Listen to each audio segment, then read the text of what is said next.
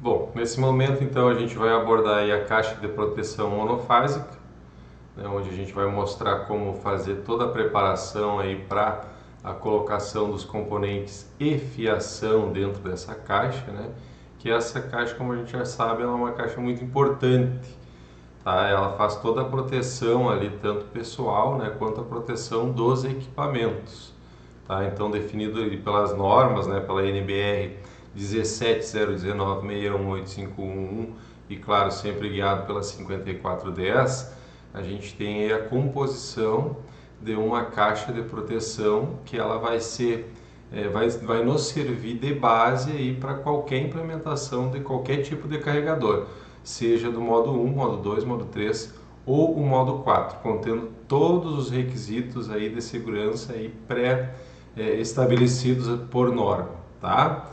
A gente vai ver também aí todos os componentes possíveis, né, e os componentes que vão ser utilizados. A gente sabe que em alguns outros casos, né, alguns dos modos, nem todos esses componentes são necessários, tá? Não quer dizer que a gente não possa utilizar isso como um padrão, né? Porque se a gente colocar dispositivos de proteção a mais, digamos assim, né, é uma redundância na proteção e pode inclusive evitar alguns problemas aí para frente, né?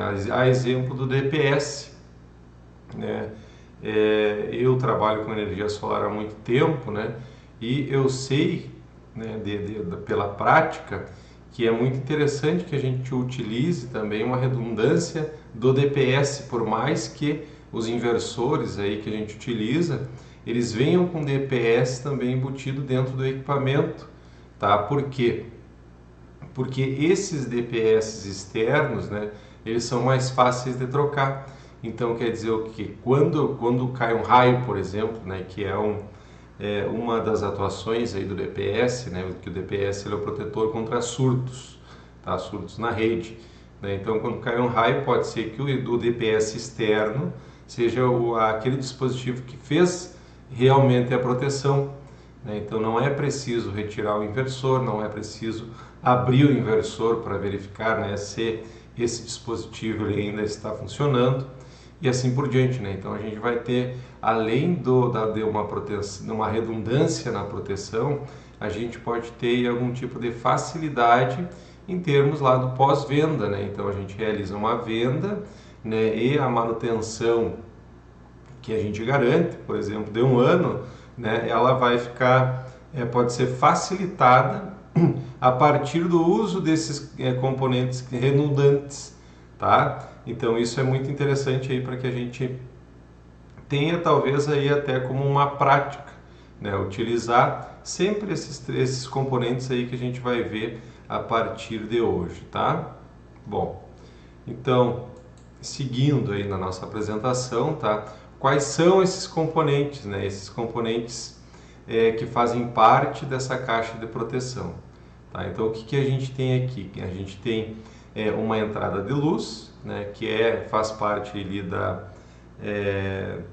da infraestrutura do nosso cliente, né? Essa entrada de luz ela pode ser também uma ramificação lá no quadro de distribuição, tá? Não necessariamente precisa vir lá do poste, né? Lá da entrada de luz do cliente, tá? Mas pode ser que seja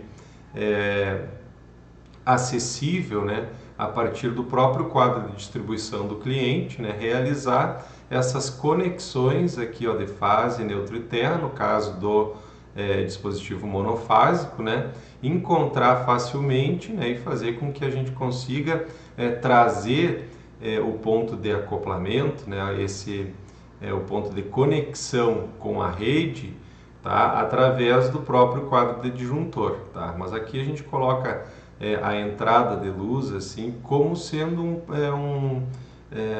uma primeira definição, né? Não necessariamente a gente precisa puxar da entrada de luz, a gente precisa do ponto de conexão, né? Então os pontos de conexão aí que a gente tem, né, são a rede de distribuição, por exemplo, de dentro da casa do nosso cliente, tá? Ou se essa rede ela estiver passando pela garagem, né, que é um local também comum aí para a gente colocar, né, para a gente instalar esse tipo de equipamento, né, o carregador veicular, tá? Pode ser também que a gente consiga encontrar essa rede, né, sendo distribuída pela casa e na garagem, né? Então a gente pode realizar a conexão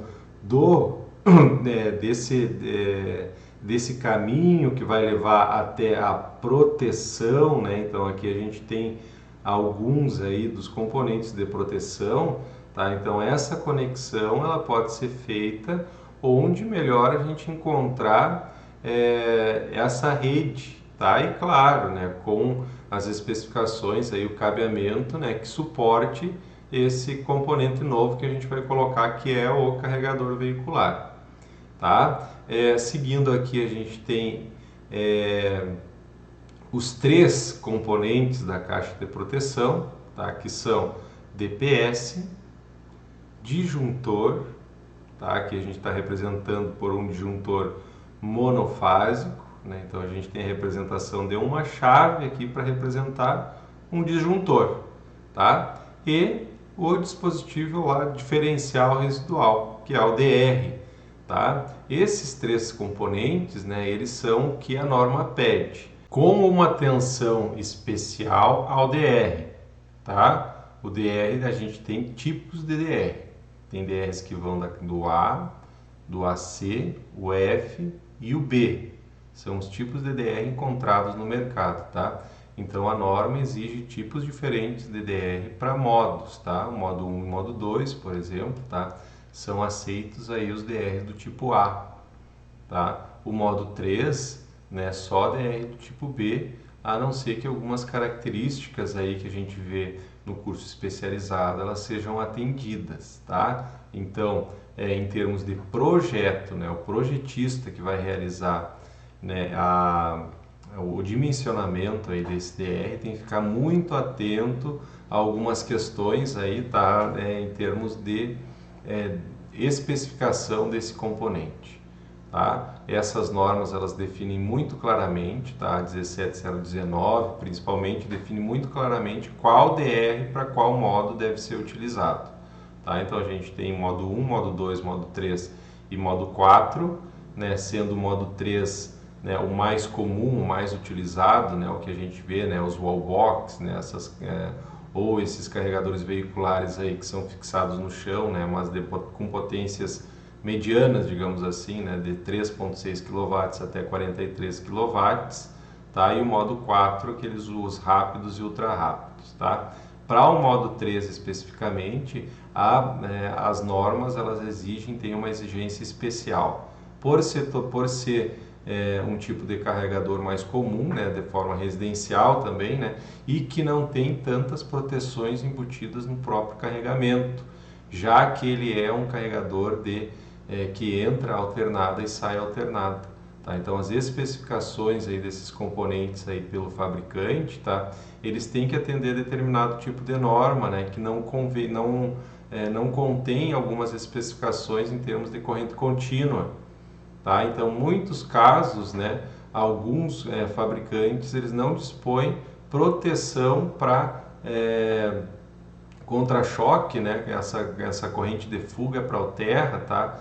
Alguns fabricantes não dispõem de proteção para CC, para esse tipo de corrente, tá? O que é exigido pelas normas, tá, para instalação, né, para colocação aí dessa caixa de proteção, é exigido aí também a proteção contra a corrente contínua, tá? No caso do modo 4, a gente já tem essas proteções aí porque ele é um equipamento que entra alternada e sai contínua, tá? Então ele já tem embutido, né, em todos os fabricantes já disponibilizam isso, né? Então a norma não pede para o modo 4, né, esse tipo de proteção, porque ela já vem embutido dentro do carregador.